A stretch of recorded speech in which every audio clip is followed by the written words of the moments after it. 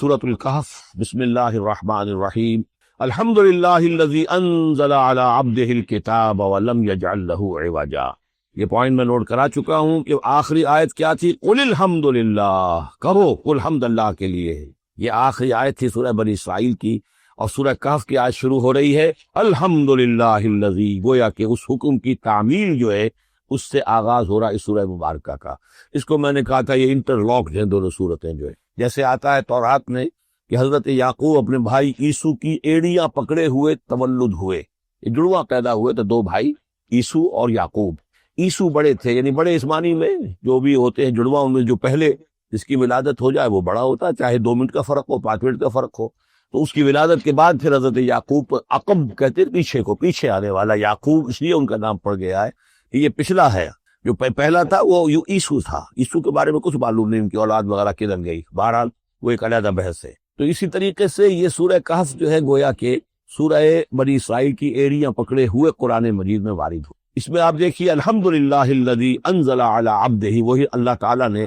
اللہ کے اپنے رسول کی جو نسبت ہے اس کو عبد کے نمایاں کیا ہے، کتاب نازل کی ولم یجعل لہ عوجا، اور اس میں کوئی کجی نہیں رکھی، قیما، سیدھی، ٹھیک ٹھیک، روشن، مبین، لینذر بأسا شدیدا۔ اب یہ ہے لفظ جو بہت زیادہ غور کرنے کے قابل ہے۔ اس کتاب کے حضور پر نزول کے مقاصد میں سے ایک یہ بھی ہے خبردار کر دیں ایک بہت بڑی آفت سے۔ ویسے باسن جب واحد آتا ہے تو عام طور پر اس کے معنی جنگ ہوتے ہیں، جب جمع میں آتا ہے تو سختی، مصیبت، بھوک، فاقہ، یہ سارے باسا۔ آیت البر میں بھی ہم نے پڑھا والصابرین فی البأساء والضراء وحین الباس۔ باسا جب جمع میں آیا ہے تو فقر و فاقہ، تکلیف، مصیبت، اور حین الباس جنگ کے وقت۔ تو ان دونوں کو ذہن میں رکھیے، بہت بڑی آفت، بہت بڑی آفت، بہت بڑی آفت ایک تو ہے دجالی فتنے کی، دجال، المسیح الدجال جو آنے والا ہے، جس کے بارے میں حدیث میں آتا ہے کہ کوئی نبی اور رسول ایسا نہیں گزرا جس نے اپنی قوم کو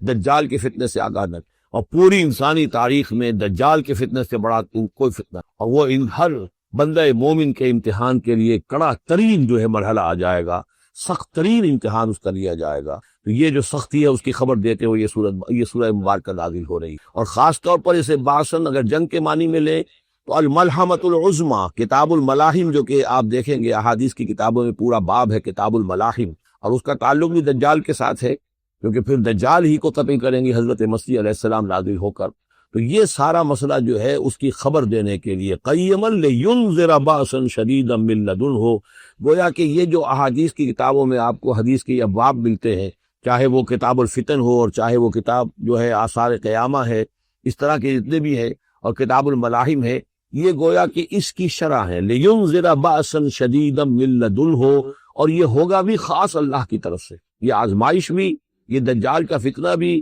یہ بہت بڑی جنگ بھی، جس کو آرمگڈون کہتے ہیں۔ کرسچین جو ٹریڈیشن ہے اس میں اس کے لیے لفظ ہے آرمگڈون، ایک بہت بڑی جنگ ہوگی۔ ڈکشنری میں بھی آپ دیکھیں گے کہ خیر اور شر کی قوتوں کے درمیان اس دنیا کے خاتمے سے پہلے ایک بہت بڑی جنگ ہو رہی ہے جس کا نام یہ آرمگڈون ہے۔ لینذر بأسا شدیدا من لدنہ ویبشر المؤمنین الذین یعملون الصالحات، اور تاکہ بشارت دے وہ ان اہل ایمان کو جو نیک عمل کرتے ہوں، ان لہم اجرا حسنا، کہ ان کے لیے ہوگا بہت اچھا بدلہ، ماکثین فیہ ابدا، اور وہ اس میں رہیں گے ہمیشہ ہمیشہ۔ یہ جو دجالی فتنہ ہے اس کے ساتھ ایک خاص مناسبت ہے سورہ مبارکہ کی۔ احادیث میں آتا ہے کہ دجالی فتنے کے اثرات سے بچنے کے لیے اس سورہ مبارکہ سے ذہنی اور قلبی رشتہ مفید ہے، اس کی تلاوت کرتے رہنا، خاص طور پر جمعے کے روز پوری سورہ کہف، ورنہ یہ کہ کم سے کم اس کی ابتدائی اور آخری آیات ان کی بڑی اہمیت ہے۔ دجالی فتنہ اصل میں کیا ہے سمجھ لیجئے کہ ایک تو ہے دجالی فتنہ بالعموم، دجل کہتے ہیں فریب کو، جیسے کہ کوئی نبی نہیں ہے، وہ اس نے فریبی لبادہ اوڑھ لیا، نبوت کا دعویٰ کر رہا ہے، وہ دجال ہے۔ تو اس طرح کی تو حضور نے فرمایا ہے کہ 30 دجال پیدا ہوں گے، انہی میں سے ایک ہمارے زمانے کے اندر جو ہے یہ غلام احمد قادیانی بھی تھا، وہ دجال تھا، جس نے کہ اعلان کیا کہ میں نبی ہوں جبکہ وہ نبی نہیں تھا۔ تو فریبی بنا ہوا جس نے کہ ملمہ اپنے اوپر چڑھایا ہوا ہے۔ اسی طریقے سے دجالی فتنہ یہ جو ہے اس پوری دنیا میں اس وقت جو فتنہ ہے وہ یہ ہے کہ مادہ پرستی کا اتنا غلبہ ہو چکا ہے ذہنوں کے اوپر، افکار کے اوپر، لوگوں کے نظریات کے اوپر، لوگوں کی اخلاق کے اوپر، لوگوں کے اقدار جو ہیں، ویلیوز جو ہیں اس کے اوپر، کہ وہ آخرت کو بالکل بھول گئے، اللہ کو بھول گئے، اسباب کے اندر گم ہے، مسبب الاسباب سے ظہور ہو گیا۔ دنیا ہی دنیا ہے، آخرت کو بھولے ہوئے ہیں، مادہ ہی مادہ ہے، روح سے کوئی سروکار ہی نہیں۔ یہ ہے بالعموم جس کا نام دجالی فتنہ ہے، کہ حقیقت کے اوپر پردہ پڑا ہوا ہے، آخرت پر دنیا کا پردہ پڑا ہوا ہے۔ یہ دنیا جو ہے در حقیقت کیا ہے؟ وَمَا الْحَيَاةُ الدُّنْيَا إِلَّا مَتَاعُ الْغُرُورِ، یہ دھوکے کا سامان ہے۔ اصل زندگی کو اس میں ڈھانپا ہوا ہے، ہم نے یہ سمجھ لیا کہ زندگی یہی ہے، اسی کے لیے بھاگ دوڑ محنت صبح و شام، اسی کے مستقبل کی فکر ہے، لیکن اصل زندگی اس کی کوئی فکر ہی نہیں۔ باقی ایک دجال جو ہے جو آئے گا، وہ معاملہ احادیث کے اندر بھی بڑی توالت کے ساتھ ہے، اور اس میں کافی پیچیدگیاں بھی ہیں، بعض چیزیں جو ہے ایک دوسرے سے کچھ مختلف بھی ہے، اس میں پھر اہل علم کو بہرحال مطابقت پیدا کرنی پڑتی ہے۔ میں نے جہاں تک اپنی کوشش کی ایک رائے تک میں پہنچا ہوں، لیکن ابھی میں اسے بیان نہیں کر رہا ہوں۔ بہرحال دجالی فتنے کی خبریں موجود ہیں بہت شدت کے ساتھ، اور اس صورت کا پڑھنا جو ہے اس میں بہت مفید ہے۔ اس صورت کے مضامین کا دجالی فتنہ بالعموم سے کیا تعلق ہے، وہ تو اس ہم دورہ ترجمہ دوران کے اس کے دوران بھی آپ کو معلوم ہو جائے گا، لیکن اس کے جو خاص بڑے مباحث ہیں، خاص طور پر یہ کہ ایک ہمارے بہت بڑے عالم گزرے ہندوستان میں اس صدی کے آغاز میں، مولانا مناظر حسن گیلانی، انہوں نے اس میں باقاعدہ کتاب لکھی ہے، آپ کو مل جائے گی بازار میں بھی، اصحاب کہف کے جو کا معاملہ سورہ کہف کے مباحث ہیں ان کے۔ میں نے اس کو اپنی ایک تقریر کے اندر مجھے یاد دلایا گیا ہے آج، کہ میں نے کبھی ایک کیسٹ میں اس کو سن 89 میں کسی خطاب جمعہ میں سورہ کہف کے مضامین کا خلاصہ بیان کیا تھا، جس کا عنوان ہے دنیا کی حقیقت۔ یہ خطاب جو ہے اور یہ کیسٹ یہاں موجود ہے، جو حضرات لینا چاہے وہ اس کو دیکھیں، تاکہ یہ کہ ظاہر بات ہے تفاصیل زیادہ جو ہیں وہ میرے لیے ممکن نہیں ہے کہ اس دورہ ترجمہ کے دوران بیان کر سکوں۔ وَيُنذِرَ الَّذِينَ قَالُوا اتَّخَذَ اللَّهُ وَلَدًا، اور خبردار کر دے ان لوگوں کو جنہوں نے کہا کہ اللہ نے بیٹا بنایا۔ یہ ساری دجالیت جو ہے اس کی جڑ کیا ہے؟ مسیحیت، جو موجودہ مسیحیت ہے، جو حقیقت میں مسیحیت نہیں ہے، پولزم ہے، جس کی بنیاد تثلیث پر ہے کہ اللہ کا بیٹا بنا دیا حضرت مسیح علیہ السلام کو، اور انہیں کفارہ بنا دیا تمام جو بھی مان لے ان کو ان کے گناہوں کا، پیش کی معافی ہے ان کے گناہوں کی جو حضرت مسیح پر ایمان لے آئے، اور نمبر 3 شریعت ساخت کر دی، اور نمبر 4 سارا اختیار جو ہے وہ پوپ کے ہاتھ میں دے دیا گیا کہ تم جو چاہو جس چیز کو چاہو حلال کرو، جس چیز کو چاہو حرام کرو۔ ان چیزوں نے مل کر نفس مذہب کو اس قدر قابل نفرت شے بنا دیا کہ یورپ کے عوام کے اندر مذہب کے خلاف شدید نفرت پیدا ہو گئی۔ چنانچہ اس کے بعد جب مسلمانوں کے زیر اثر وہاں پر علم پھیلا ہے، ہسپانیہ کی یونیورسٹیوں سے علوم اور فنون جو ہیں، یہ فرانس اور اٹلی اور جرمنی کے نوجوان آتے تھے، اور وہاں آ کر وہ قرطبہ اور غرناطہ اور طریقہ کی یونیورسٹیوں سے پڑھ کر جاتے تھے، تو ان کے زیر اثر جو ایک ریفارمیشن شروع ہوئی، اصلاح مذہب، اور ایک رینائسنس، تحریک احیاء العلوم، وہ جو اصل جو تحریک تھی اس بات کی کہ انسان علم کی طرف دوبارہ رجوع کرے، لیکن یہ کہ وہ علم جب آگے بڑھا ہے تو وہاں پہ عیسائیت کے خلاف جو رد عمل تھا، اس کی وجہ سے اس میں مذہب کی دشمنی جو ہے اس تحریک کے اندر خود بخود شامل ہو گئی۔ تو مذہب سے بیزاری، روحانیت کا انکار، آخرت سے بالکل بے پرواہی اور اس کا بھی انکار، اور خدا ہے یا نہیں ہے اس سے کوئی سروکار نہیں، یہ جو اس تہذیب کے اصل میں اثرات بنے ہیں سارے، یہ اسی غلطیوں کا یہ اثرات ہیں، نتائج ہیں کہ جو عیسائی مذہب کے اندر جو یہ تحریفات کر کے جو غلطیاں کی، اس کو یہاں کہا گیا ہے کہ ان لوگوں نے کہ جنہوں نے یہ عقیدہ ایجاد کیا، ما لہم بہ من علم، ان کے پاس اس کے لیے کوئی علمی سند نہیں ہے، ولا لآبائہم، نہ ان کے آباء و اجداد کے پاس کوئی سند تھی، کبرت کلمۃ تخرج من افواہہم، بہت بڑی بات ہے جو ان کے منہ سے نکل رہی ہے، بہت بڑی گستاخی ہے جو یہ اللہ تعالیٰ کی شان میں کر رہے ہیں۔ ان یقولون الا کذبا، یہ نہیں کہہ رہے مگر جھوٹ، سراسر سیدھا سفید جھوٹ بول رہے ہیں۔ فلعلک باخع نفسک علی آثارہم، تو اے نبی شاید کہ آپ اپنے آپ کو ہلاک کر لیں گے ان کے جو اثرات پڑنے والے ہیں، عیسائیت کے اس غلط عقیدے کے جو نتائج برآمد ہوئے ہیں، جب یہ نتائج ظاہر ہوں گے تو اتنے سنگین ہوں گے، فلعلک باخع نفسک، کہ ان کے احساس سے اور ان ادراک سے شاید کہ آپ اپنے صدمے سے اپنے آپ کو ہلاک کر لیں۔ ان لم یؤمنوا بہذا الحدیث اسفا، اگر یہ لوگ اس حدیث پر، اس قرآن پر، یہ بات جو بتائی جا رہی ہے اس پر ایمان نہ لائے، اس پر ایمان نہ لائے، اپنے اس غلط عقیدے پر قائم رہے، اس غلط مذہب کو انہوں نے برقرار رکھا، تو اس کا جو رد عمل ہوگا نوع انسانی پر، اور اس سے تاریخ انسانی اور انسانی ثقافت جس غلط رخ پر پڑے گی، جو دجالیت کا فتنہ اسے جنم لے گا، ان تمام چیزوں کے اثرات سے شاید آپ کو اتنا صدمہ ہو کہ فلعلک باخع نفسک علی آثارہم ان لم یؤمنوا بہذا الحدیث اسفا انا جعلنا ما علی الارض زینۃ لہا، ہم نے زمین کے اوپر جو کچھ ہے اسے اس کا گہنا بنا دیا ہے، بناؤ سنگار بنا دیا ہے، زینت بنا دیا ہے، یہ آپ نوٹ کر دیجئے، لفظ زینت اور زمین میں اس کی زیبائش اور آرائش، یہ اس سورہ مبارکہ کا عمود ہے، یعنی اس کو اتنا کھبا دیا ہے نگاہوں میں اللہ نے کہ آخرت سے خود بخود انسان غافل ہو جائے۔ یہ پردہ پڑ گیا ہے، چمک دمک ہے، یہ کاریں ہیں، یہ بلڈنگیں ہیں، یہ کوٹھیاں ہیں، یہ عالیشان عمارتیں ہیں، یہ کیا کچھ اس کی جو سمجھیے پومپ اینڈ شو جو ہے اس وقت دنیا کا۔ اور ظاہر بات ہے امریکہ میں جا کر دیکھیے تو جو کچھ یہاں دیکھ رہے ہیں اس سے 10 گنا 100 گنا 1000 گنا آپ کو نظر آئے گا، عقلیں دنگ ہو جاتی ہیں۔ نتیجہ کیا نکلتا ہے کہ انسان یہ سمجھتا ہے کہ اصل شے یہی مادہ ہی ہے، اصل ہدایت پہ یہی لوگ ہیں صحیح معنی میں کہ جنہوں نے واقعتاً علم حاصل کیا ہے، لہذا ان کی غلط تہذیب، ان کا غلط تمدن، ان کے تمام غلط ثقافت کے معاملات کے بھی ہم اسی طریقے سے پیروی کر رہے ہیں۔ یہ سارا مسئلہ جو ہے وہ اس لیے ہے کہ یہ چمک دمک دنیا کی زیبائش اور آرائش اس سے ہم متاثر ہیں۔ انا جعلنا ما علی الارض زینۃ اللہ، جو کچھ زمین کے اوپر ہے اسے ہم نے اس کے لیے بناؤ سنگھار بنا دیا، لنبلوہم، تاکہ ہم آزمائیں ان کو، ایہم احسن عملا، کون ہے ان میں سے اچھے عمل کرنے والا۔ یعنی اب یوں دیکھیے وہ شعر جو ایک ہے، اگرچہ ذرا تھوڑا سا شان باری تعالیٰ کے اعتبار سے تو شاید اتنا مناسب نہ ہو، لیکن یہ کہ مفہوم کو ادا کرتا ہے کہ رخ روشن کے آگے شمع رکھ کر وہ یہ کہتے ہیں ادھر آتا ہے دیکھے یا ادھر پروانہ جاتا ہے۔ ایک طرف ذات باری تعالیٰ ہے اور ایک طرف یہ دنیا ہے، اس کی چمک دمک ہے۔ اب یہ پروانہ جو ہے یہ انسان، اس کا امتحان ہے، آیا یہ اللہ اور آخرت کی طرف جا رہا ہے یا دنیا کی طرف اور دنیا کی زیبائش اور آرائش کی طرف جا رہا ہے۔ جو زیبائش اور آرائش کی طرف چلا گیا وہ گیا، وہ تباہ و برباد ہو گیا، فقط خسر خسران مبین۔ اور جس نے اس دنیا کی زیبائش اور آرائش اس سے منہ موڑ کر وہ جو حقیقت ہے، جو اصل حسن ازلی ہے اللہ تعالیٰ کا، اور اس کا جو جلال اور کمال ہے، اور جو آخرت کی نعمتیں ہیں، ان کو اختیار کر لیا، وہ کامیاب ہو گیا۔ تو امتحان اتنا ہی ہے کہ رخ روشن کے آگے شمع رکھ کر وہ یہ کہتے ہیں ادھر جاتا ہے دیکھے یا ادھر پروانہ آتا۔ وَإِنَّا لَجَاعِلُونَ مَا عَلَيْهَا صَعِيدًا جُرُزًا، اور یہ کہ جو کچھ بھی اس پر ہے ہم ایک وقت آئے گا کہ اس کو بنا کر رکھ دیں گے جیسے کہ میدان جس میں سے کہ فصل کاٹ لی گئی ہو۔ جب قیامت ہوگی کیا ہوگا یہاں پر، اسی زمین کو نہ یہاں پہ کوئی وہ پہاڑ رہ جائیں گے کوٹ کوٹ کر چپٹی کر دی جائے گی، نہ یہ آپ کے پاس جو ہے وہ اسکائی اسکریپرز رہ جائیں گے، نہ یہ اعلی شان عمارتیں ہوں گی، کچھ نہیں ہوگا۔ یہ سب برابر ہوگا جیسے کہ کسی کھیت کے اندر سے فصل کاٹ دی جاتی ہے تو اب وہ پڑا ہوتا ہے ویران۔ وَإِنَّا لَجَاعِلُونَ مَا عَلَيْهَا صَعِيدًا جُرُزًا، ہم اسے کر کے چھوڑیں گے ایسا کھیت کہ جہاں پر چورا پڑا ہوا ہو، صرف بچا کھچا جو ہے وہ اس کا توڑی کا اور کچھ نہ ہو۔ ام حسبت ان اصحاب الکہف والرقیم کانوا من آیاتنا عجبا، اب یہاں سے اصحاب کہف کی بات شروع ہو رہی ہے، کیونکہ پوچھوایا تھا یہودیوں نے اصحاب کہف کون تھے۔ کیا تم سمجھتے ہو کہ اصحاب الکہف والرقیم، رقیم جو ہے ان کی تختی تھی ایک جس کے اوپر ان کے حالات لکھ کر، جو ان کے ایک جو کہف تھی ان کی غار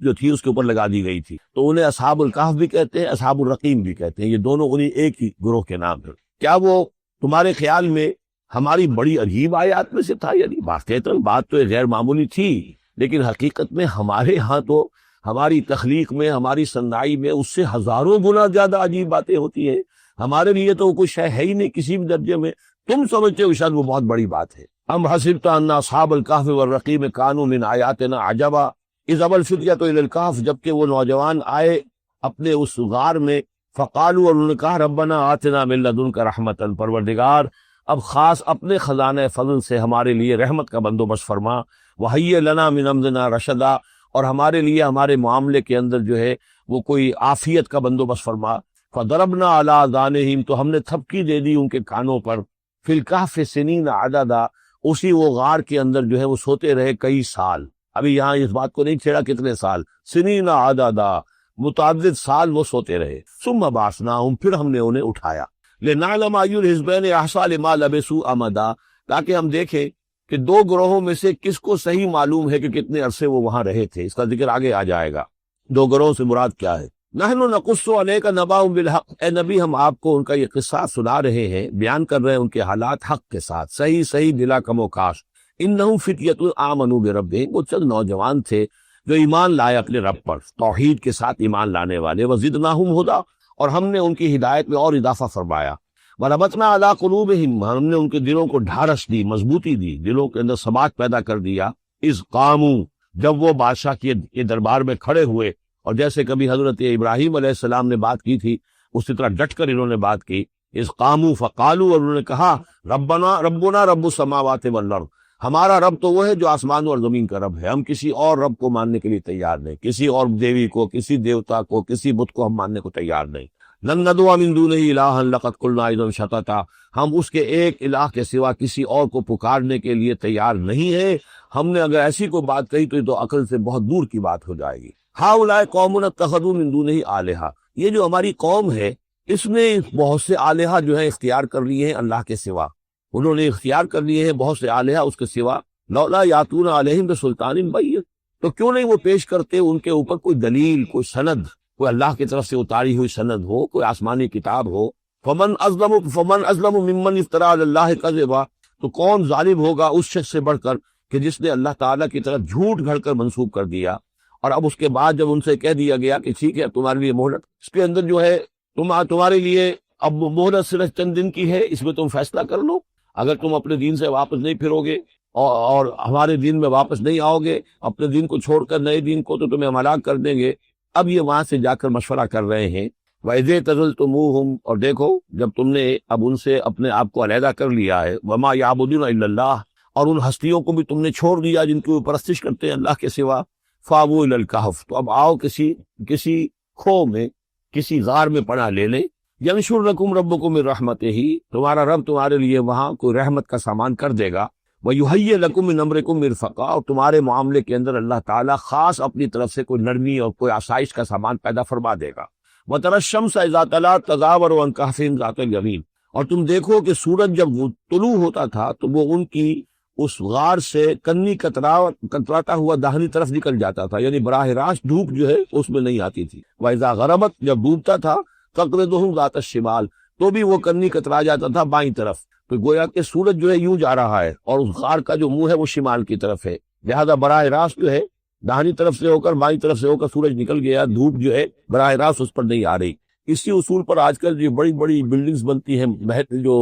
کارخانوں کی اور ملز کی، اس میں یہ نارتھ لائٹ شیلز بنائے جاتے ہیں، ایسے شیل روف کی ہوتے ہیں کہ جس میں پھر جو روشنی جو ہے وہ نارتھ کی طرف سے لیتے ہیں، کیونکہ ہمارے ہاں جو سورج ہے وہ کبھی بھی نارتھ میں نہیں جاتا، لہذا جو ہے سورج براہ راست کبھی نہیں آئے گا بلکہ انڈائریکٹ لائٹ آئے گی۔ وَهُمْ فِي فَجْوَةٍ مِّنْهُ، اور وہ جو اس غار تھی اندر سے کھلی تھی، اس کھلی غار کے اندر جا کر وہ لیٹ گئے، سو گئے۔ ذَلِكَ مِنْ آیَاتِ اللَّهِ، یہ اللہ کی نشانیوں میں سے ہے۔ مَن يَهْدِ اللَّهُ فَهُوَ الْمُهْتَدِ، جو جس کو اللہ ہدایت دیتا ہے وہی ہے کہ جو ہدایت یافتہ ہوتے ہیں۔ وَمَن يُضْلِلْ فَلَن تَجِدَ لَهُ وَلِيًّا مُرْشِدًا، اور جس کو اللہ تعالیٰ گمراہ کر دے، جس کی گمراہی کا فیصلہ فرما دے، پھر اس کے لیے تم نہیں پاؤ گے کوئی بھی جو حمایتی ہو، مددگار ہو، اس کو راہ پر لانے والا۔ وَتَحْسَبُهُمْ أَيْقَاظًا، صورتحال ایسی تھی کہ تم اگر اس کو دیکھتے تو یہ سمجھتے کہ وہ جاگ رہے ہیں، وَهُمْ رُقُودٌ، حالانکہ وہ سو رہے ہیں۔ وَنُقَلِّبُهُمْ ذَاتَ الْيَمِينِ وَذَاتَ الشِّمَالِ، ہم ان کو کروٹیں بھی دلواتے رہے، داہنی طرف بھی بائیں طرف بھی، تاکہ یہ ہے کہ وہ بیڈ سورز نہ ہو جائیں، ہم جدید اصطلاح میں اگر استعمال کریں تو کروٹ بھی دلوا رہا ہے اللہ تعالیٰ کو ہر قدرت حاصل ہے، اس کے فرشتے معمور ہیں جو کر رہے ہیں، نرسنگ بھی ہو رہی ہے۔ ذات الشمال وکلبہم باسط ذراعیہ بالوسید، ان کا ایک کتا بھی تھا جو اپنے دونوں ہاتھ پھیلا کر، دونوں اگلے جو ہے پاؤں جو ہاتھ اس کو سمجھیے وہ اس کے کوئی بہت خوخار قسم کا کتا تھا جو اس غار کے منہ پر اپنے دونوں ہاتھ پنجے آگے پھیلا کر بیٹھا ہوا زور سے۔ اس کا نتیجہ کیا نکلتا تھا؟ لو اطلعت علیہم، اگر اچانک تمہارا کہیں وہاں گزر ہو جائے، لولیت منہم فرارا ولملیت منہم رعبا، تو وہاں سے تمہارے اوپر رعب طاری ہو جائے، خوف طاری ہو جائے، اور میں وہاں سے تم بھاگو۔ تو بڑا بھیانک منظر ہے، ایک کہف ہے، اندر اندھیرا ہے، اور آگے جو ہے بڑا کوئی ٹیریئر بل قسم کا کتا جو ہے وہ بیٹھا ہوا ہے، خوفناک قسم کا، اس نے اپنے پنجے بھی آگے کیے ہوئے ہیں۔ وَلَمُلِئْتَ مِنْهُمْ رُعْبًا وَكَذَلِكَ بَعَثْنَاهُمْ، اسی طرح پھر ہم نے انہیں ایک وقت میں اٹھایا، لِيَتَسَاءَلُوا بَيْنَهُمْ، تاکہ وہ آپس میں ایک دوسرے سے سوال کریں۔ قَالَ قَائِلٌ مِّنْهُمْ كَمْ لَبِثْتُمْ، ان میں سے ایک نے کہا کتنے عرصے یہاں ہم رہے ہوں گے، کیا خیال ہے آپ کا؟ قَالُوا لَبِثْنَا يَوْمًا أَوْ بَعْضَ يَوْمٍ، انہوں نے کہا کہ ہم رہے ہوں گے ایک دن یا دن کا کچھ حصہ، تھوڑی سی نیند ہم نے لی ہے، استراحت کیا اور کیا کیا۔ قَالُوا رَبُّكُمْ أَعْلَمُ بِمَا لَبِثْتُمْ، اور تھے انہوں نے کہا چھوڑو اس بات کو، اللہ تمہارا جانتا ہے کتنی دیر رہے، 2 گھنٹے رہے، 2 دن رہے، کیا پتا، ہمیں کیا معلوم۔ فَابْعَثُوا أَحَدَكُمْ بِوَرِقِكُمْ هَٰذِهِ، تو لو یہ چاندی کا سکہ، ورق جو ہے چاندی کو کہتے ہیں، تو اس کو دے کر ایک آدمی کو بھیجو إِلَى الْمَدِينَةِ، شہر کی طرف، فَلْيَنظُرْ، وہ دیکھے، أَيُّهَا أَزْكَىٰ طَعَامًا، کہاں سے کوئی پاکیزہ خوراک مل سکے۔ ظاہر بات ہے کہ وہ ان کا جو تصورات تھے، موحد بھی تھے، تو پاکیزہ کھانا بھی چاہتے تھے. ایھا استطعم فلیاتکم برزق منہ، تو اس میں سے کچھ ہمارے لیے راشن لے آئے. ولیتلطف، اور دیکھیں کہ وہ نرمی کرے، کسی سے جھگڑ نہ پڑے. کہیں کسی سے جھگڑ پڑا اور جھگڑنے کی وجہ سے پھر کوئی شکل ہو جائے تو ہم تک لوگ پہنچ جائیں، تو بڑی نرمی کے ساتھ وہ معاملہ کرے. یہ ولیتلطف نوٹ کر لیجئے، یہ تعداد حروف کے اعتبار سے قرآن مجید کا نصف. ولیتلطف کا تے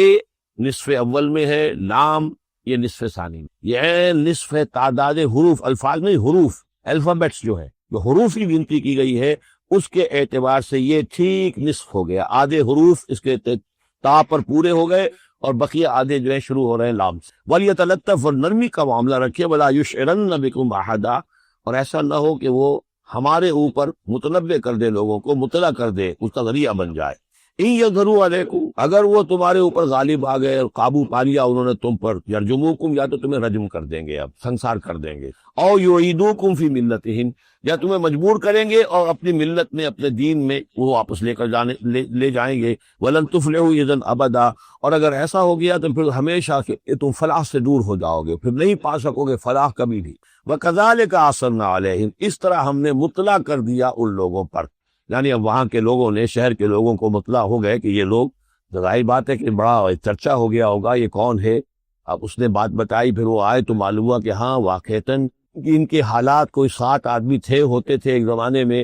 اور وہ کہیں روپوش ہو گئے تھے، گم ہو گئے تھے، کہیں نہیں ملے تھے، پوری مملکت میں تلاش کیا گیا تھا. پھر ان کے حالات ایک تختی کے اوپر لکھ کر جو ہے وہ خزانے میں رکھ دیے گئے تھے. وہ تختی کہیں نکلوائی گئی، 300 برس سے زائد پرانی بات تھی، اس کے اوپر وہ قصہ پورا کا پورا لکھا ہوا مل گیا، تو وہ ساری چیز جو ہے وہ بات کھل گئی. وَكَذَلِكَ أَعْثَرْنَا عَلَيْهِمْ، اور اس طرح ہم نے یہ بات ظاہر کر دی ان پر. لِيَعْلَمُوا، اب اس سے کیا کیا چیزیں واضح ہوئی؟ أَنَّ وَعْدَ اللَّهِ حَقٌّ وَأَنَّ السَّاعَةَ لَا رَيْبَ فِيهَا، اللہ کا وعدہ سچا ہے، اور یہ کہ قیامت کے بارے میں کوئی شک نہیں ہوتا. آتیۃ لا ریب فیہا، وہ آ کر رہے. اس لیے کہ جب 300 برس تک ایک آدمی سویا رہ سکتا اور پھر وہ اٹھ گیا تو کیا مشکل ہے اللہ کے لیے کہ وہ جو مر چکے ہوں ان کو دوبارہ زندہ کر دے. اذ یتنازعون بینہم امرہم، اب وہ ان کے بارے میں آپس میں جھگڑنے لگے کہ کیا کرنا چاہیے ان کا معاملہ. وہ تو جا کر اپنی غار کے اندر دوبارہ سو گئے، اور اب اللہ نے ان کے اوپر موت جو ہے حقیقی موت وارد کر دی. اب کیا کرنا چاہیے؟ اذ یتنازعون بینہم امرہم، تو انہوں کہ جب کہ وہ آپس میں جھگڑ رہے تھے، فقالوا ابنوا علیہم بنیانا، کچھ لوگوں نے کہا کہ یہاں پہ ایک یادگار تعمیر کر دی جائے، ایک عمارت تعمیر کی جائے. معلوم ہو کہ یہاں اتنا بڑا واقعہ ہوا ہے تو اس کے پاس ایک یادگار تعمیر کو. ربہم عالم بہم، ان کا رب ان سے اب بہتر واقف ہے. قال الذین غلبوا علی امرہم، تو جن لوگوں کی بات مانی گئی، جو غالب آئے اپنی رائے کے اعتبار سے، انہوں نے یہ کہا لنتخذن علیہم مسجدا، کہ اب ہم یہاں پر ایک مسجد تعمیر کریں گے ان کی یاد میں. اب یہاں تک کا واقعہ بیان کر کے فرمایا سیقولون ثلاثۃ رابعہم کلبہم، یہ لوگ کہیں گے کہ وہ 3 تھے اصحاب کہف اور چوتھا تھا ان کا کتا. ویقولون خمسۃ سادسہم کلبہم، اور کچھ یہ کہیں گے کہ نہیں وہ 5 تھے اور چھٹا تھا ان کا کتا. رجمم بالغیب، یہ ساری باتیں جو یہ کہہ رہے ہیں یہ اندھیرے کے اندر ٹامکٹوئیاں ہیں، یہ تیر تکے چلا رہے ہیں اندھیرے کے اندر. وَيَقُولُونَ سَبْعَةٌ وَثَامِنُهُمْ كَلْبُهُمْ، اور ان میں سے کچھ وہ بھی ہیں جو کہتے ہیں کہ وہ 7 تھے اور 8واں ان کا کتا تھا. قُلْ رَبِّي أَعْلَمُ بِعِدَّتِهِمْ، کہہ دیجئے کہ میرا رب زیادہ بہتر جانتا ہے کہ ان کی تعداد کتنی تھی. مَا يَعْلَمُهُمْ إِلَّا قَلِيلٌ، نہیں جانتے اس چیز کو مگر بہت کم لوگ. یہاں قرآن مجید نے صراحت تو نہیں کی، لیکن مفسرین کا کہنا یہ ہے کہ بٹوین دی لائن بتا دیا کہ یہی رائے صحیح ہے، اس لیے کہ ثلاثۃ رابعہم کلبہم، خمسۃ سادسہم کلبہم، درمیان میں واو نہیں ہے، لیکن سبعۃ وثامنہم کلبہم اس کے اندر جو ہے زور ہے. دوسرے یہ کہ جب وہ جاگے تھے تو ایک نے سوال کیا تھا کتنے دن ہم رہے ہوں گے، پھر جواب میں 3 نے کہا تھا 1 دن یا اس کا کچھ حصہ، اس لیے کہ 3 سے کم پر جمع کا اطلاق نہیں ہو سکتا. قالو جو ہے صیغہ جمع کا ہے، 3 سے کم پر نہیں، 2 ہوتے تو قالا ہوتا. اسی طریقے سے پھر جنہوں نے یہ کہا کہ چھوڑو اس مسئلے کو اور کسی کو بھیجو کھانا لانے کی، وہ بھی کم سے کم 3 تھے، اس لیے کہ وہ بھی قالو کے لفظ کے ساتھ ہے، تو 3 جمع 3 اور ایک پوچھنے والا، وہ 7 بن گئے. ویسے یہ کہ گبن کی کتاب میں بھی میں نے آپ کو بتایا 7 سلیپرز، یہ گویا کہ ان کی ہاں بھی جو ٹریڈیشنز ہیں،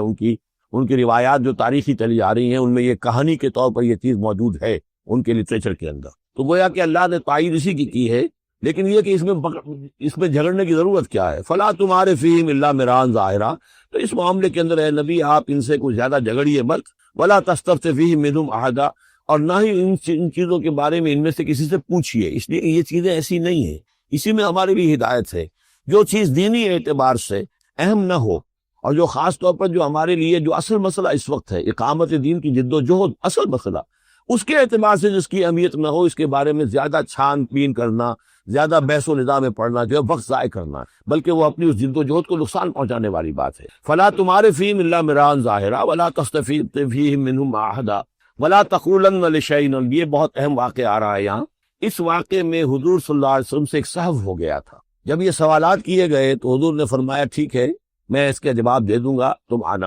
اور یہ کہ انشاءاللہ نہیں کہا، کل تم آنا میں تمہیں جواب دے دوں گا، انشاءاللہ نہیں کہا، صاف ہو گیا، غلطی ہو گئی۔ لیکن یہ کہ اللہ تعالیٰ نے جن کے جتنے رتبے بلند ہوتے ہیں پھر ان کی سختی بھی ہوتی ہے، جن کے رتبے ہیں سوا، ان کی سوا مشکل۔ ہم عام طور پر یہ باتیں کہتے رہتے ہیں ہمارے لیے اللہ نے کیا گرفت کرنی ہے کہ ان کی کوئی حیثیت ہی نہیں، کوئی مقام ہی نہیں، لیکن یہ کہ جو بلند مقام والا ہو اور وہ بغیر انشاءاللہ کہہ دے کہ کل یہ ہو جائے گا اور انشاءاللہ نہ کہے تو اس پر پھر گرفت ہو۔ تو حضور کی کئی دن گزر گئے کہ جبرائیل نہیں آئے، اور آپ کے لیے پھر ایک مشکل پیدا ہو گئی، گویا کہ مخالفین نے تالیاں پیٹ لی ہوگی، چلو بس فیل ہو گئے، ناکام ہو گئے اس امتحان کے اندر جو ہے، وہ تو اب یہ کامیاب نہیں ہو پائے۔ اس کے بعد جبرائیل آئے، یہ واقعات بھی لے آئے، ساتھ ہی یہ ہدایت بھی لائے۔ وَلَا تَقُولَنَّ لِشَيْءٍ إِنِّي فَاعِلٌ ذَلِكَ غَدًا، دیکھیے کبھی نہ یہ کہیے گا کہ یہ کام میں کل ضرور کر دوں گا، إِلَّا إِن يَشَاءَ اللَّهُ، مگر اس استثناء کے ساتھ اگر اللہ نے چاہا۔ یہ ہماری تہذیب کے ہم یوں سمجھیے کہ کچھ کلمات ہیں سماجی، ہمارے ثقافت کے، ان کے اندر جو ہے توحید کی روح جو ہے وہ کوٹ کوٹ کر بھری ہوئی ہے۔ کوئی اچھا منظر دیکھا، سبحان اللہ، یعنی یہ کہ اس منظر میں کچھ نہیں ہے، اصل میں حسن اللہ کا ہے۔ پھول دیکھا، سبحان اللہ، پھول کی تعریف نہیں کر رہے، اب بنانے والے کی تعریف ہے جس نے اتنا عمدہ پھول بنایا ہے۔ کوئی آپ کو کوئی تکلیف رفع ہوئی، کوئی ضرورت پوری ہوئی، الحمدللہ، بھوک لگی ہوئی تو کھانا کھایا، الحمدللہ، تعریف اللہ کے لیے۔ کوئی چیز آپ اپنے گھر میں داخل ہوئے، منظر اچھا لگا، بچے کھیل رہے ہیں، بڑا اچھا ماحول ہے، کہیے ماشاء اللہ ماشاء اللہ، جو اللہ کو پتہ، یہ جو کچھ ہے وہ اللہ کی مشیت سے، یہ کوئی میری صلاحیت سے، میری قوت سے تو نہیں۔ اسی طرح سے کوئی کام کرنا، انشاءاللہ میں یہ کام کرنا تو چاہتا ہوں، ارادہ تو ہے، لیکن ظاہر بات ہے کہ اللہ تعالیٰ کی مشیت کے بغیر، اللہ کی مرضی اور اذن کے بغیر تو نہیں ہو سکتا۔ تو یہ بھی گویا کہ، اور یہ سارے کلمات اس صورت میں آپ کو مل جائیں گے، ماشاءاللہ، انشاءاللہ، اور اس سے پہلے ہم الحمدللہ سے شروع کر چکے ہیں۔ الحمدللہ الذی انزل علی عبدہ الکتاب ولم یجعل لہ عوجا ولا تقولن لشیء انی فاعل ذلک غدا الا ان یشاء اللہ واذکر ربک اذا نسیت، اور اپنے رب کو یاد کر لیا کیجئے جب آپ بھول جائیں، یعنی یہ کہ اگر کسی وقت بھول جائیں تو پھر جب یاد آ جائے وَاذْكُرْ رَبَّكَ، تو پھر اللہ تعالیٰ کی طرف دھیان لگائیے۔ وَقُلْ عَسَىٰ أَن يَهْدِيَنِ رَبِّي لِأَقْرَبَ مِنْ هَٰذَا رَشَدًا، اور کہیے کہ ہو سکتا ہے کہ میرا رب اس معاملے میں اس سے بہتر راہ کی طرف میری رہنمائی کر دے، یعنی میں یہ کیوں کہوں کہ یہ کام میں کروں گا، ہو سکتا ہے اللہ تعالیٰ جو ہے اس سے بہتر کوئی بات صورتحال پیدا کر دے۔ لہذا اس معاملے کے اندر بھی کوئی زیادہ جازم ہو جانا نہیں چاہیے، بلکہ معاملات کو تفویض الامر الی اللہ، سپردم بتو مایہ خیش را تو دانی حساب کم و بیش را، تو اس طریقے سے انسان جو ہے اللہ تعالیٰ کے حوالے کیے رکھے۔ وَلَبِثُوا فِي كَهْفِهِمْ 300 سِنِينَ وَازْدَادُوا تِسْعًا، اور وہ رہے اپنی اس غار میں 300 برس اور اس کے اوپر 9 سال۔ اس کی تعبیر کیا ہے؟ شمسی حساب سے 300 برس، اور یہ 300 برس جو شمسی ہوتے ہیں جو سولر کیلنڈر کے، وہ قمری حساب سے 309 بنے۔ اس حوالے سے یہ دونوں عدد بالکل۔ قُلِ اللَّهُ أَعْلَمُ بِمَا لَبِثُوا، کہیے یہ بھی اللہ بہتر جانتا ہے کتنے عرصے رہے، اس میں بھی بحث میں پڑھنے کی ضرورت نہیں۔ لَهُ غَيْبُ السَّمَاوَاتِ وَالْأَرْضِ، اللہ تعالیٰ ہی کے اختیار میں ہے اور اللہ ہی کے علم میں ہے غیب کل کا کل آسمان اور زمین کا۔ اب صرف بہی واسمے، کیا ہی عجیب اور اچھا ہے وہ دیکھنے والا، اور کیا ہی اچھا ہے وہ سننے والا، اس کی سماعت، اس کی بصارت کا تم کیا اندازہ کرو گے۔ ما لہم من دونہ من ولی،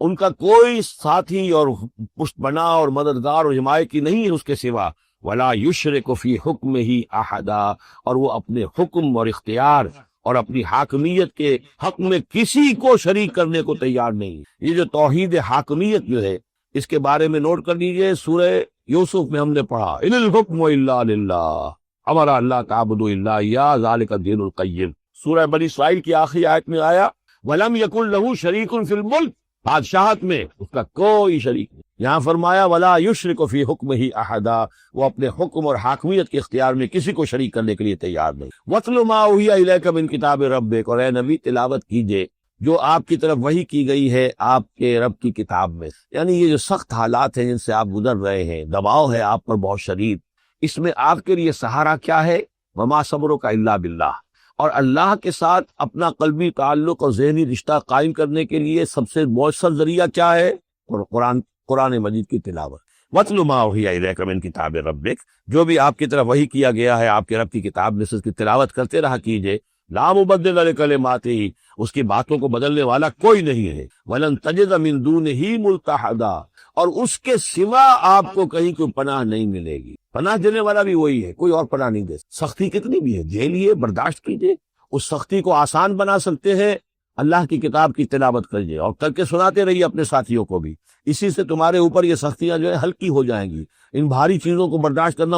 آسان ہو جائے گا. لیکن جان لیجئے پناہ ملے گی تو اللہ کے دامن میں، نہ کہیں جہاں میں پناہ ملی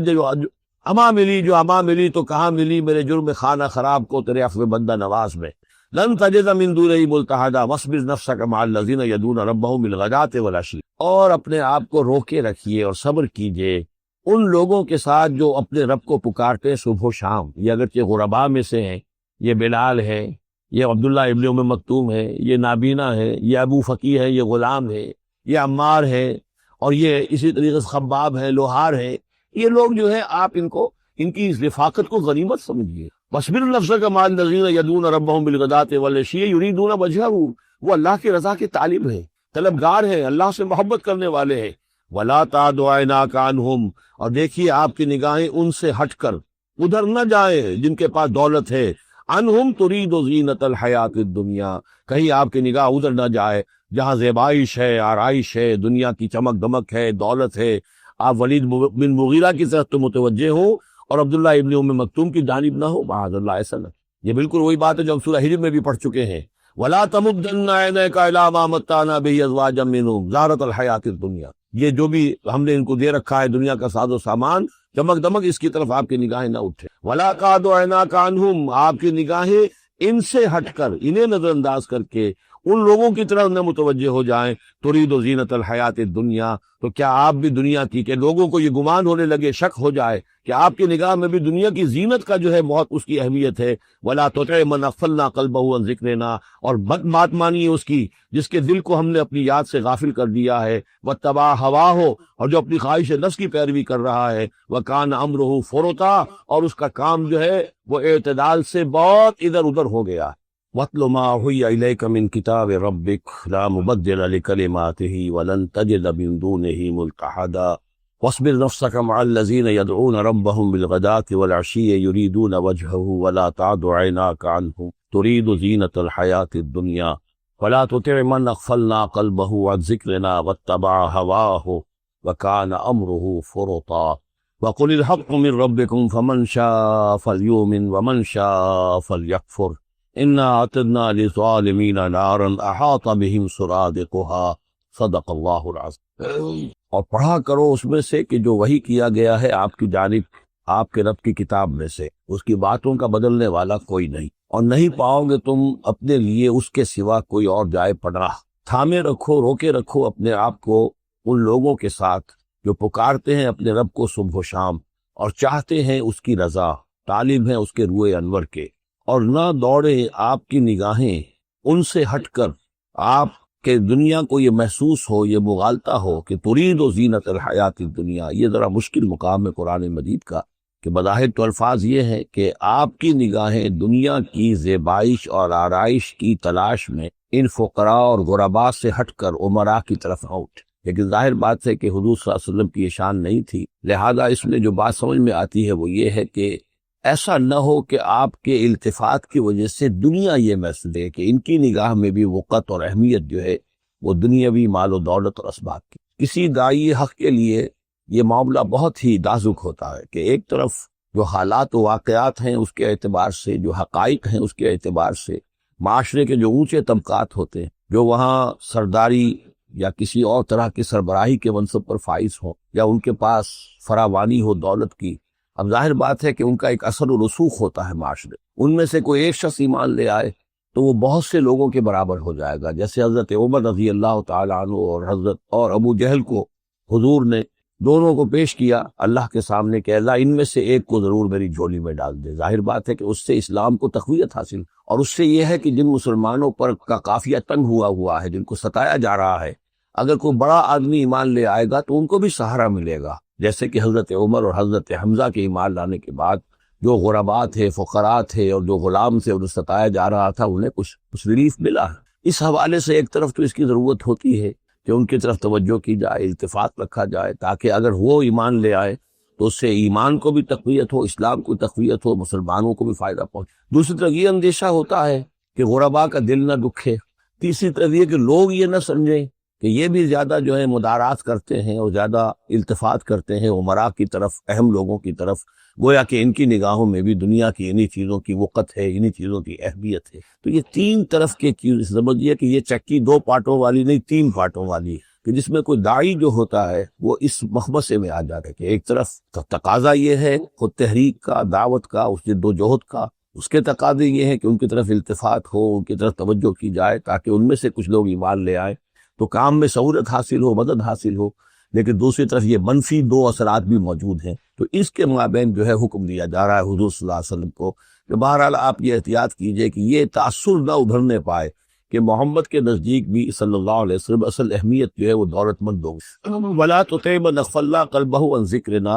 اور مت کہنا مانیے ان لوگوں کا، یہ جیسا کہ میں نے بارہا عرض کیا ہے کہ دباؤ پڑ رہا تھا سرداران قریش کی طرف سے کہ کچھ ہماری بات مان لیجئے، کچھ ہم آپ کی مان لیں۔ تو یہاں گویا کہ اس پہ پھر متنبع کیا جا رہا ہے کہ جن لوگوں کو دلوں کو ہم نے اپنی یاد سے غافل کر دیا ہے، محروم کر دیا ہے، آپ ان کی باتیں سنیں بھی مت، ان کی طرف دھیان بھی مت دیجیے۔ وَلَا تُطِعْ مَنْ أَغْفَلْنَا قَلْبَهُ عَنْ ذِكْرِنَا وَاتَّبَعَ هَوَاهُ وَكَانَ أَمْرُهُ فُرُطًا وَقُلِ الْحَقُّ مِنْ رَبِّكُمْ۔ یہ جو مضمون ابھی ہم نے دوبارہ پڑھا ہے، اس کو آپ دیکھیں گے کہ یہ 21ویں پارے کی آغاز میں پھر دوبارہ آئے گا کہ جب بھی شدید کشاکش کا دور آیا ہے تو اس میں یہی ہدایات اللہ تعالیٰ کی طرف سے آئی ہیں حضور کو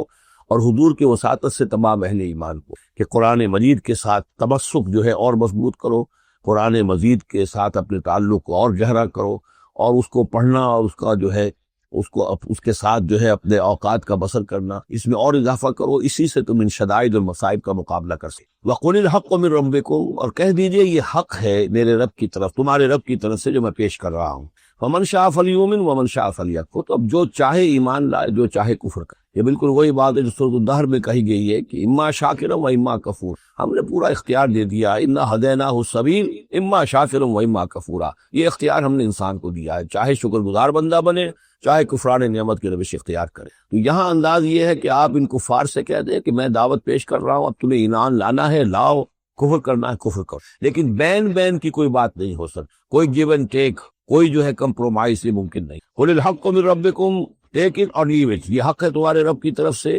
چاہے اسے چھوڑ دو تو پورے کو چھوڑنا ہوگا، قبول کرنا ہے تو پورے کو کرنا۔ فَمَنْ شَاءَ فَلْيُؤْمِنْ وَمَنْ شَاءَ فَلْيَكْفُرْ إِنَّا أَعْتَدْنَا لِلظَّالِمِينَ نَارًا، ہم نے ظالموں کے لیے، کافروں کے لیے، مشرکوں کے لیے آگ تیار کر رکھی ہے، احاطہ بہم سرادقها، اس کی قناتیں ان کا احاطہ کر لیں گی، وہ قناتوں کی شکل میں آگ ہوگی، ان کو گھیرے میں لے لیں گی۔ وَإِن يَسْتَغِيثُوا، اور اگر وہ پیاس سے جہاں بلب ہو کر پانی مانگیں گے، یغاثوا بماء کالمہل یشفی الوجوہ، تو انہیں ایسا پانی دیا جائے گا پینے کے لیے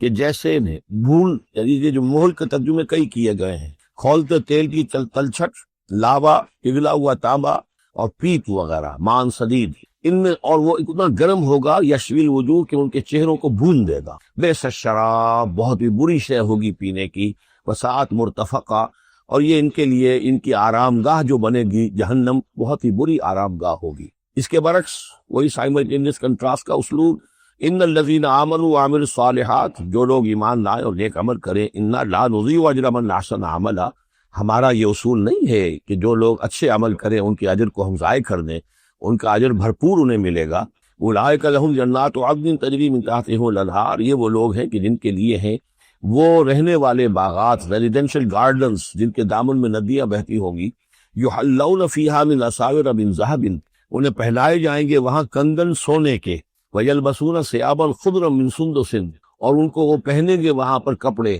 سبز رنگ کے، باریک ریشم کے اور گاڑھے ریشم کے، یعنی اوپر کا لباس جو ہوگا وہ باریک ریشم کا ہوگا اور جو نیچے کا لباس ہوگا وہ گاڑھے ریشم کا ہوگا۔ متکئین فیہا علی الارائک، اور وہ وہاں پر تکیہ لگائے ہوئے، ٹیک لگائے ہوئے بیٹھے ہوگے تختوں کے اوپر۔ نعم الثواب، کیا ہی اچھا بدلہ ہوگا، وحسنت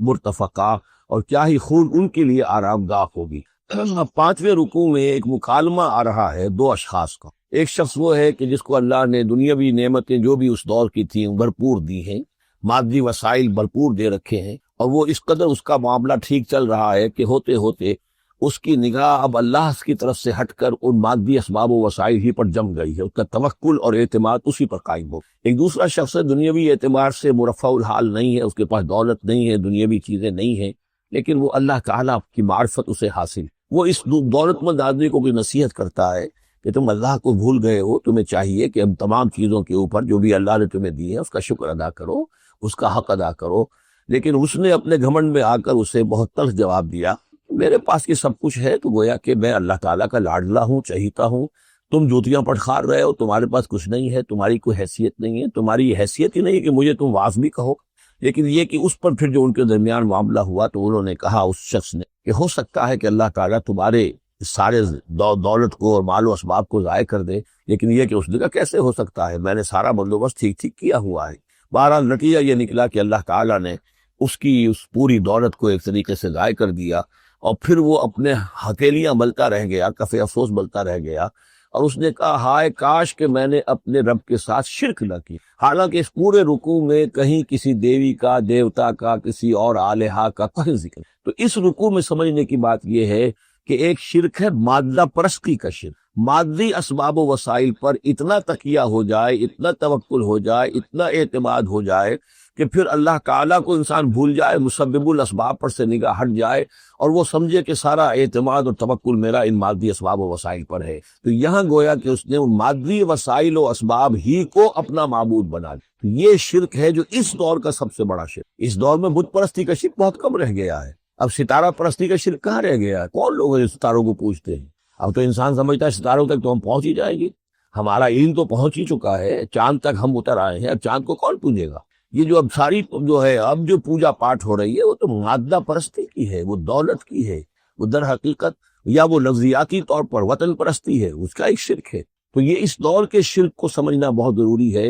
اور یہ رکوع اس اعتبار سے کہ اس میں کسی دیوی دیوتا کا ذکر نہیں ہے، تو شرک کون سا کیا اس نے؟ وہ شرک یہی ہے کہ اس نے دنیاوی مال و اسباب اور مادی اسباب و ذرائع کے اوپر اپنے سارے توکل کو جو ہے اس کے ساتھ منسلک کر دیا، یہی گویا کہ اس کو معبود بنا لینا۔ وَاضْرِبْ لَهُم مَثَلًا رَجُلَيْنِ، ان کے لیے بیان کیجئے دو اشخاص کی مثال۔ جعلنا لأحدهما جنتين من عناب، ان میں سے ایک کو ہم نے دیے تھے دو باغ انگوروں کے، وحففناهما بنخل، اور ان دونوں کو گھیرے میں لیا ہوا تھا کھجوروں کے درختوں نے۔ اب دیکھیے کہ انگوروں کی بیلیں ہیں، اور چونکہ ادھر ادھر سے ہوا تیز نہ آئے تو کھجوروں کے جھنڈ جو ہے وہ چاروں طرف لگے ہوئے ہیں، تاکہ ان کے مابین جو اس کی انگوروں کی بیلیں ہیں وہ بڑی محفوظ ہیں۔ وَجَعَلْنَا بَيْنَهُمَا زَرْعًا، ان کے درمیان کھیتی بھی تھی، یعنی یہ کہ اناج کا سامان بھی ہے اور انگوروں کی بیلیں بھی ہیں، اور یہ کہ کھجوروں کے درخت بھی ہیں۔ کِلْتَا الْجَنَّتَيْنِ آتَتْ أُكُلَهَا، اور وہ دونوں باغات اپنا پھل دیتے تھے، وَلَمْ تَظْلِمْ مِنْهُ شَيْئًا، سال بسال پھل آ رہا ہے، سال ہر سال ہو گئے، ہر سال پھل آ رہا ہے، اس میں کوئی کمی نہیں کرتے تھے۔ جب یہ چیز چلتی رہتی ہے تو آدمی کا خود بخود ایک توکل جو ہے وہ اس چیز کے ساتھ وابستہ ہو جائے، وہ بھول جاتا ہے کہ اس کی اللہ تعالیٰ کے فضل و کرم سے ہے یا اللہ کے اذن سے ہے، بلکہ یہ کہ وہ انہی چیزوں کو سمجھ بیٹھتا ہے کہ یہ دائم ہے اور قائم ہے۔ وَفَجَّرْنَا خِلَالَهُمَا نَهْرًا، اور ہم نے ان کے مابین ایک نہر بھی نکال دی تھی، آب پاشی کا بھی پورا نظام موجود ہے۔ وَكَانَ لَهُ ثَمَرٌ، اور اس کے میوے بھی تھے، یعنی یہ بھی تھا کہ باغ جو ہے پھلا ہوا اس وقت، انگور بھی ہیں اور کھجور بھی جو ہے درخت جو ہے لدے ہوئے ہیں۔ اور ایک اس کا مفہوم یہ بھی ہے میرے نزدیک دادا راجح ہے کہ اس کو اولاد بھی اللہ نے خوب دی، جیسے درختوں پر پھل لگتا ہے تو انسان کے لیے اس کی اولاد جو ہے اس کے پھل کی حیثیت رکھتی، تو گویا کہ اس کو اولاد بھی ملی تھی۔ فقال لصاحبہ وهو يحاورہ، تو کہا اس نے اپنے ساتھی سے، ان سے وہ گفتگو کر رہے تھے، آپس میں گفتگو کر رہا، انا اکثر منک مالا واعز نفرا، میں تم سے کہیں بڑھ کر ہوں مال میں اور نفری میں۔ اب یہ نفری کے حوالے سے میں نے کھانا لہو ثمر، اس کے بیٹے بھی تھے، اولاد بھی تھی، تو اس کے حوالے سے وہ نفری کی بات بھی کر رہا ہے، میرے بازو بھی بہت ہیں۔ ودخل جنتہ، اور وہ داخل ہوا اپنے باغ میں، وہو ظالم لنفسہ، اور وہ اپنے جان پر ظلم کر رہا تھا۔